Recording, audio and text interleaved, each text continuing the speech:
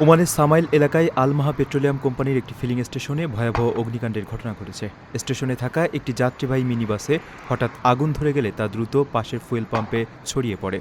মুহূর্তের মধ্যেই আগুনের লেলিহান শিখা ও চারপাশ ঢেকে যাওয়া কালো ধোঁয়ায় সেখানে চরম আতঙ্ক ছড়িয়ে পড়ে। তবে সংশ্লিষ্ট কর্তৃপক্ষের দ্রুত হস্তক্ষেপে আগুন নিয়ন্ত্রণে আসায় বড় ধরনের কোনো বিপর্যয়ের ঘটনা ঘটেনি এবং এই ঘটনায় কেউ হতাহত হননি। অগ্নিকাণ্ডের সময় ধারণ করা ভিডিওতে দেখা যায় পাম্পের একেবারে গা ঘেঁষে থাকা সাদা রঙের একটি বাসে দাউ দাউ করে আগুন জ্বলছে এবং সেখান থেকে কুণ্ডলি পাকিয়ে তীব্র কালো ধোঁয়া আকাশে উঠছে।